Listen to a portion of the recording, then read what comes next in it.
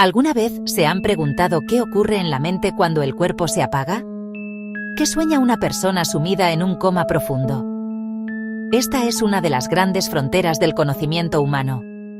Un territorio oscuro, misterioso, que se encuentra entre la vida y la muerte. Un lugar del que pocos regresan para contar su historia. Nos adentramos en un enigma que desafía a la ciencia. Nos obliga a cuestionar la propia naturaleza de nuestra existencia. Es un viaje a lo desconocido. Un descenso a las profundidades de la conciencia humana, donde la lógica y la razón parecen desvanecerse. Para comprender lo que ocurre dentro, primero debemos definir el contenedor. ¿Qué es exactamente un coma? La palabra misma evoca imágenes de quietud, de un sueño profundo del que no se puede despertar. Médicamente, se define como un estado de inconsciencia prolongado. La persona no responde a estímulos externos como el dolor, la luz. Sus ciclos de sueño y vigilia desaparecen. El cerebro, esa complejísima máquina biológica, sufre una disfunción grave.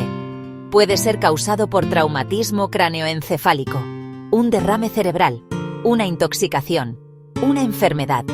Es, en esencia, un cortocircuito en el sistema que nos mantiene conscientes y conectados con el mundo. Imaginemos el cerebro como una gran ciudad iluminada por millones de luces. Cada luz es una neurona, y las autopistas que las conectan son las sinapsis. Quizás la parte más fascinante y perturbadora de este misterio son los relatos de quienes han vuelto. Personas que estuvieron semanas, meses, incluso años, atrapados en ese silencio. Al despertar, algunos no recuerdan nada, un simple vacío, un lapso de tiempo borrado de sus memorias.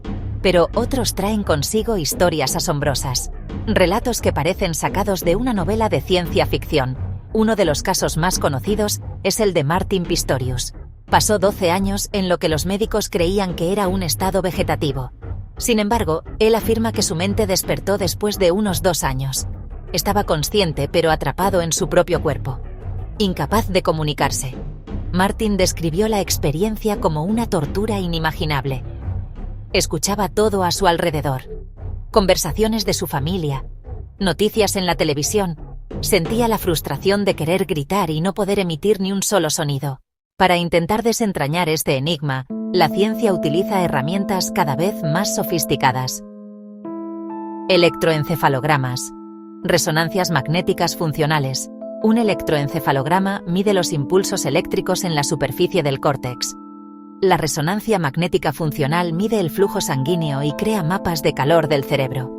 En pacientes en coma, los mapas suelen mostrar una desconexión generalizada. Red de modo por defecto. Red frontoparietal. Pensemos en la conciencia como una orquesta sinfónica. No basta con que los instrumentos funcionen. Deben tocar juntos, en armonía. En el coma falla la comunicación entre ellos. El director de orquesta, tálamo, córtex cerebral, quedan aislados y la información no fluye. A veces hay destellos de actividad. Al escuchar la voz de un ser querido, las áreas auditivas se activan. Es como si una parte del sistema siguiera funcionando de forma aislada. Esto ha llevado a nuevas terapias: estimulación sensorial, neuroestimulación, pequeños estímulos para despertar redes neuronales y reconstruir puentes de la conciencia. Para entender los sueños en el coma, primero debemos entender los sueños normales. Soñar es un proceso activo y complejo. Ocurre principalmente durante la fase REM, movimiento rápido de los ojos.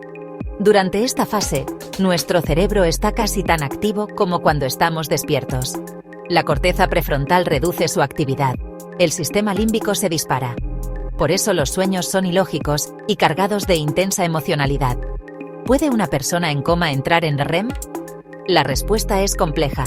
En un coma profundo, los ciclos sueño-vigilia y REM suelen estar ausentes. El cerebro no puede organizar esos estados. En estados más superficiales o durante la recuperación, a veces aparecen fragmentos semejantes al REM. Si se generan sueños, serían muy distintos a los sueños habituales. Podrían ser fragmentarios y sensoriales, y caóticos. Podrían ser destellos de luz, sonidos inconexos, sensaciones de flotar o caer. Otra posibilidad: el cerebro recurre a recuerdos. Desconectado del exterior, la mente revisita el pasado. Muchos relatos incluyen encuentros con seres queridos fallecidos o la revisión de eventos importantes. Ecos de memoria, la película de la vida, proyectada por un cerebro que lucha por mantener su identidad. El estudio del coma nos enfrenta a una de las preguntas más profundas de la filosofía y la neurociencia. ¿Qué es la conciencia? No tenemos una definición única y aceptada. Sabemos que está relacionada con la actividad cerebral, pero no sabemos cómo los procesos físicos de las neuronas dan lugar a la experiencia subjetiva. El color rojo, el sabor del chocolate, el sentimiento de amor. Este es el llamado problema difícil de la conciencia. El coma es un experimento natural que nos permite estudiar qué sucede cuando la conciencia se desvanece. Es como apagar la luz para entender cómo funciona la electricidad. Una teoría emergente es la teoría de la información integrada, que propone que la conciencia es una medida de la capacidad de un sistema para integrar información. En un coma, esta capacidad de integración se colapsa. El cerebro se descompone en módulos aislados, la conciencia se fragmenta en pequeñas islas de información no integrada. Si la conciencia es gradual, quizás no es un interruptor de encendido y apagado. Podría haber muchos niveles y tipos de conciencia. Esto nos obliga a reconsiderar nuestras definiciones de vida, persona y mente. El coma deja de ser un vacío para convertirse en un estado alternativo de existencia. Es un modo de ser que apenas estamos empezando a comprender. Más allá de los sueños y los recuerdos, hay un subconjunto de experiencias en el coma que llamamos anómalos o paranormales. Nos referimos a las experiencias cercanas a la muerte, la famosa visión del túnel de luz. Pacientes que, al despertar, afirman haber sido visitados por presencias luminosas que les dieron mensajes de paz y consuelo. Otros hablan de haber viajado a paisajes celestiales llenos de luz y música indescriptible.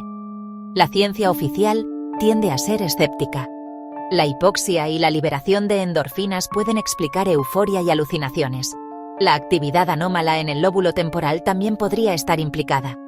Sin embargo, hay aspectos que no encajan. El elemento verídico. Algunos pacientes describen eventos alrededor suyo que luego se verifican. Nos encontramos en el límite de nuestro conocimiento, en un territorio donde la ciencia y la espiritualidad se tocan. Aunque una persona en coma parece completamente desconectada, la idea de que los sentidos pueden seguir funcionando a un nivel básico es una de las áreas de investigación más esperanzadoras. Familiares de pacientes en coma a menudo les hablan, les ponen música, les sostienen la mano con la creencia de que su mensaje llega. Los estudios con fMRI han demostrado que el cerebro de algunos pacientes en coma puede reaccionar al sonido, especialmente a voces familiares. La corteza auditiva se ilumina. Esto no significa que el paciente entienda las palabras o sea consciente de quién habla. Es como llamar a una puerta y, aunque nadie abra, escuchar un leve movimiento en el interior. El tacto es otro sentido poderoso. Masajear las manos, acariciar el rostro, poner música, olores familiares, voces grabadas, sabores con un hisopo, texturas variadas. La esperanza es que al bombardear al cerebro con una rica variedad de estímulos se pueda fomentar la neuroplasticidad.